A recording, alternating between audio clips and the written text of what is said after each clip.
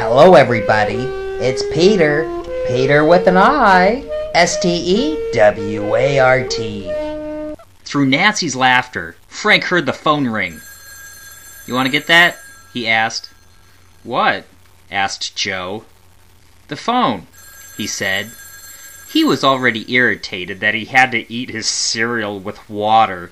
Now the phone was ringing off the hook, and nobody was making any moves to get it. He rolled his eyes. "Never mind, I'll get it," he said, lifting himself and going over into the other room to follow the muffled ring. Nancy and Joe remained at the table as Frank came back out from the washroom and ran upstairs to follow the sound. They heard his footsteps go from room to room. Finally he came back down. "Where's the phone?" he asked, breathing hard from exertion. "We don't have a phone," said Joe, who had taken over Frank's bowl of cereal. "What's that ringing then?" he asked. "Is it the television?" "The television doesn't work unless you wear a Vikings helmet made of tinfoil and hold the antennas like a ballerina," Nancy reminded him. "Oh, well what's that ringing then?" asked Frank. "It's Mr. Humphrey's phone upstairs," she said. Grunted Frank before taking his place at the table to pour himself another bowl. The ringing continued. Frank tried to eat and enjoy his cereal, but the shrill bring, bring, bring was like a rotten tooth whose lingering ache picked at his nerves.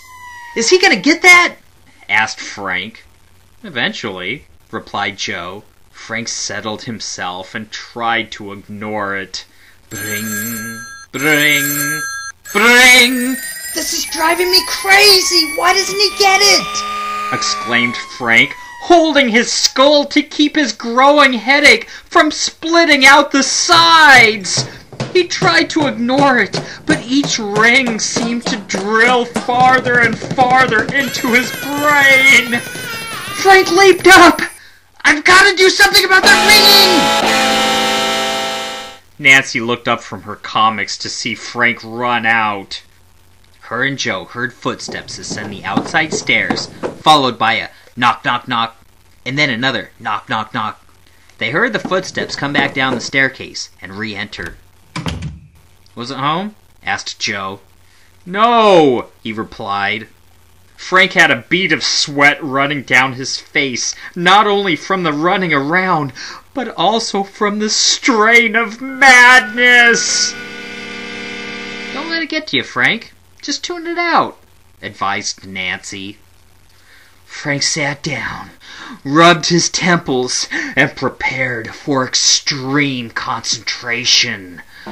His focus on not hearing the phone ring off the hook was extreme, but the more he tried to ignore it, the louder it seemed to get. The incessant ringing was like boiling acid on his nerves. Anyone who's been in contact with boiling acid without the proper protective clothing will know that it's very difficult to ignore. Nancy watched in fascination as Frank began to twitch. Inside Frank's head, the ringing had become deafening, excruciating. Finally he snapped. "The ringing!" he exploded. "Make it stop! Make it stop!" he said, clutching the table, trembling. Joe saw the claw marks Frank had just made in the wood and nonchalantly turned to Nancy. "Look, we got a prize in the cereal box." Nancy inspected it. "It's a Super Ape Man bungee cord," she read. "Cool, Zool," said Joe. Frank, who had lost his mind, started to scream. It was a screeching howl.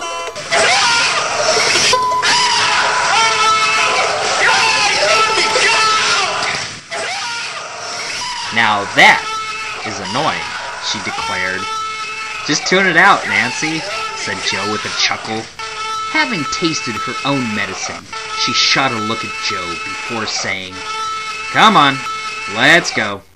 She took Frank's sleeve. "Where are we going?" he asked, his face flushed. "Are you gonna shoot me? Please?" he asked. "We'll see how it goes," she said. "Let's at least try to put a stop to that ringing first." Frank didn't ask any questions. The three of them went out through the back door. Joe Ran back in and grabbed his bowl of cereal.